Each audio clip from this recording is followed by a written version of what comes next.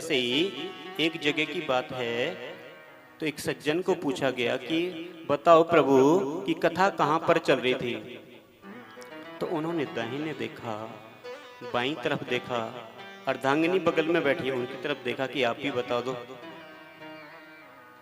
तो वो भी बोले कि मैं क्यों बताऊं, आप भी बताओ ना, कथा कहाँ पे चल रही थी। ऊपर भी देखा, नीचे भी देखा, तो बोला प्रभु कथा तो मंच पे ही चल रही थी। बोल वृंदावन बिहारी लाल की जय। क्योंकि कथा मंच तक सीमित ना रहे, हमारे अंतःकरण में भी पहुंचे कि कथा श्रवण करने का तात्पर्य क्या है, हम कथा क्यों श्रवण करें, इसका पुण्य हमें क्या मिलता है। क्योंकि भागवत जी जो है ना स्वयं कृष्ण हैं। आप प्रतिदिन इस बात को श्रवण कर रहे हैं।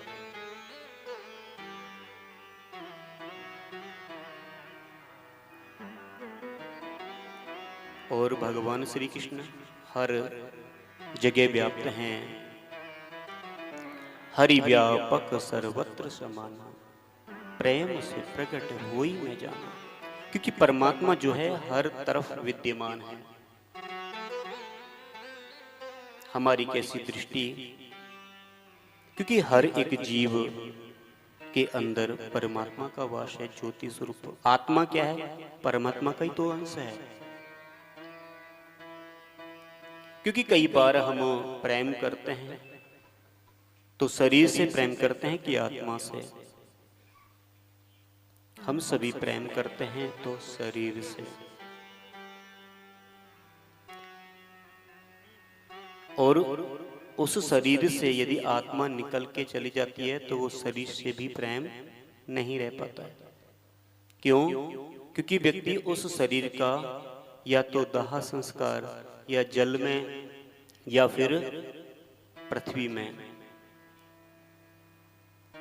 तो प्रेम यदि करना है ना तो परमात्मा से करो, भगवान से प्रेम करो।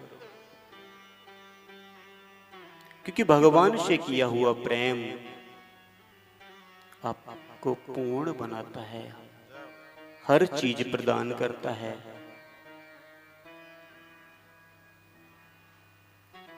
परमात्मा से यदि नाता जोड़ा है ना, कहते ना कि मेरा जीवन है तेरे हवाले मुरलिया वाले। अपने जीवन को परमात्मा के हवाले करो।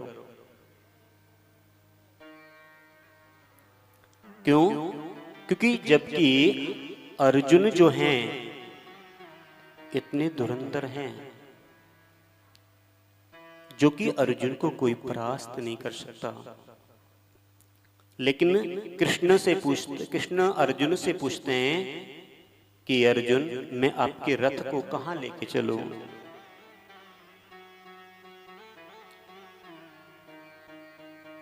तो अर्जुन कहते हैं प्रभु जब डोर आपके हाथ में ही पकड़ा दी तो इसमें मैं कहां बताऊं कि कहां लेके चलोगे आप।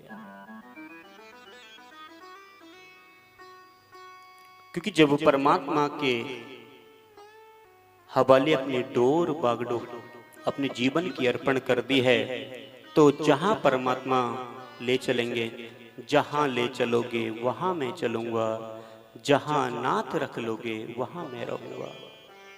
ऐसा भाव अपने अंदर होना चाहिए।